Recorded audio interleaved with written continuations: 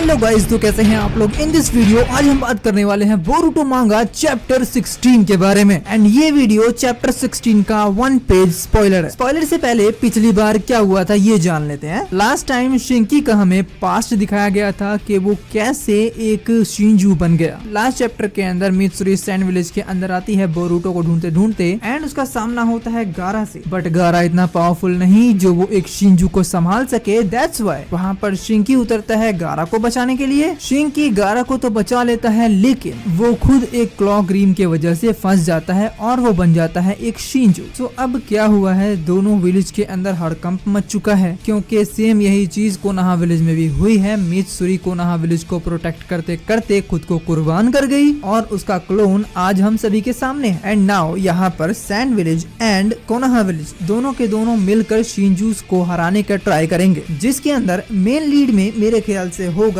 कावाकी and Boruto. Because जो यहाँ पर हमारा होकागे है वो किसी काम का नहीं है। I mean, वो स्ट्रेटेजीज बना सकता है लेकिन वो फाइट के लिए बिल्कुल भी ठीक नहीं है। बाकी यहाँ जो स्पॉइलर आया है हमारे पास वो सिर्फ 1 पेज का स्पॉइलर है और इस 1 पेज के स्पॉइलर में कुछ खास दिखाया नहीं गया है, बस योडो को दिखाया गया ढंग से। बिकॉज योडो looking so sexy and really मैंने आज तक योडो को इस तरीके से कभी नहीं देखा। बट फैशन के मामले में ये क्या हो गया, इसकी तो पैंटीज भी ऊपर है। ऐसे में बड़ा सख्त लौंडा हूं, लेकिन यार यहाँ में पिघल गया।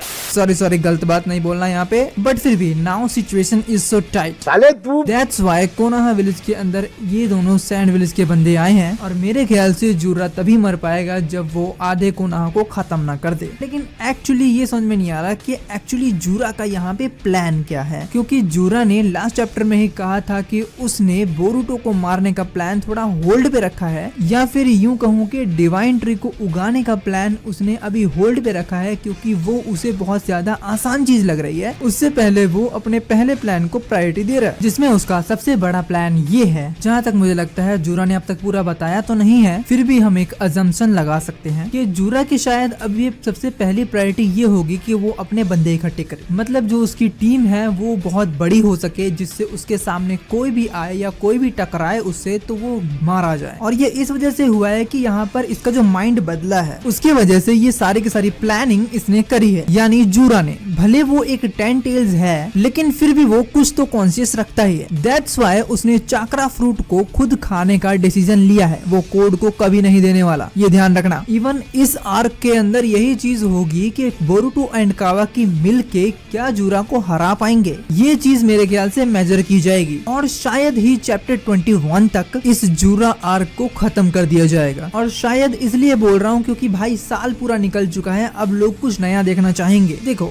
एक सर्वेंट अगर राजा बनने के ट्राई कर रहा है तो उसका मकसद बहुत बड़ा है, ये मैं अच्छे से समझ रहा हूँ अब जूरा की तरफ से। मतलब यहाँ पर जो 10 टेल्स है अब वो मेरे ख्याल से सारे के सारे उत्सुकी पे राज करना चाहता होगा। दैट्स व्हाई उसने एक नया डिसीजन लिया है। जिस तरह से जितना भी हमें पता है उसके हिसाब से हमेशा 10 टेल्स ही पीछे छूटे हैं, भले वो नारुतो शिपुडेन हो या फिर बोरुतो, दोनों में ही 10 टेल्स का यूज किया जाता है और उसका यूज करने वाले होते हैं खुद ओत्सुत्सुकी। लेकिन दोस्त यहाँ मैं गलत भी हो सकता हूँ, बट एक थ्योरी के हिसाब से यहाँ पर मैं एक चीज प्रूव करना चाहता हूँ कि ये जो एक 10 टेल्स था जो पहले एक बिजू था बट वो बहुत ही बड़ा 10 टेल बना और उसके बाद ये स्प्लिट हो गया। देन वो जूरा बनने के बाद अपने एक न्यू प्लान बनाने लग गया। सो यहाँ बात बहुत बड़ी है और नफरत सारे के सारे ओत्सुत्सुकी से हो सकती है, वरना वो खुद चाकरा फ्रूट नहीं खाता। देखो, इनके पास 2 10 टेल्स हैं और उन दोनों 10 टेल्स में से एक 10 टेल्स ऐसा है जिसके पास कॉन्शियसनेस है बट दूसरे के पास कॉन्शियसनेस नहीं थी। कागुया ओत्सुत्सुकी के 10 टेल्स की बात करें तो वो भी स्प्लिट हुआ था और उसे स्प्लिट करने वाला था हागोरोमो, जिसने उस 10 टेल्स को 9 टेल्ड बीस्ट के अंदर स्प्लिट कर दिया था। बट इस स्प्लिटिंग के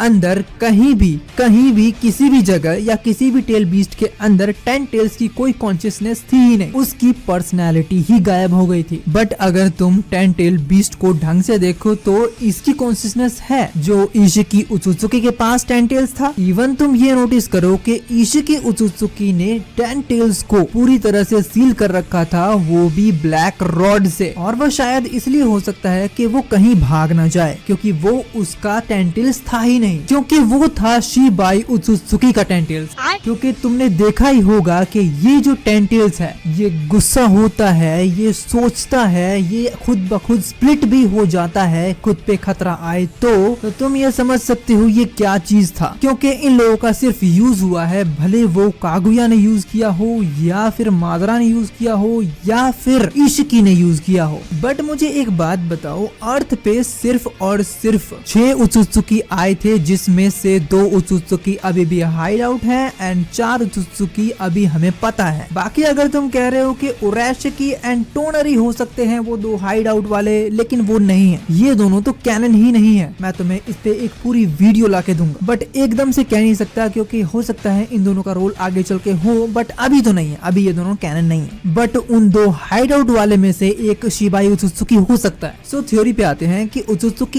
इशिकी के पास जो टेंटेल था वो शिबाई उत्सुकी का कैसे हो सकता है। वो इसलिए हो सकता है क्योंकि अगर हम सारे उत्सुकी की बात करें तो इशिकी एंड कागुया इन लोगों की टीम अप बनी थी, किंशिकी और मोमोशिकी इन दोनों की टीम अप अलग बनी थी एंड इन लोगों के अपने अपने एक टेंटेल्स अपने पास थे जो मिशन में काम आएंगे। मतलब एक टीम को एक टेंटेल्स मिलता है, यानी 2 उत्सुकी को एक टेंटेल्स मिलता है, जिसमें से वो एक उत्सुकी उस टेंटेल्स को सैक्रिफाइस हो जाएगा और दूसरा चाक्रा फ्रूट खाएगा। यही है कॉन्सेप्ट। बट यहाँ पूरी की पूरी टाइमलाइन ही चेंज कर दी सिर्फ कागुया उत्सुकी ने। कागुया एंड इशिकी के आने से पहले आया था टेंटेल्स जो डिवाइन ट्री में कन्वर्ट हो गया था एज अ सिंपल ट्री, और वो धीरे धीरे अर्थ से चाक्रा निकाल रहा था जिससे उसके यूजर को पहले ही बहुत सारा चाक्रा मिल सके। लेकिन कागुया ने धोखा दिया इशिकी को, कागुया ने खाया चाक्रा फ्रूट और पूरी की पूरी टाइमलाइन होगी चेंज। ये जो होना था वो हो नहीं पाया। इवन यहाँ पर टेंटेल्स के साथ भी बुरा हुआ,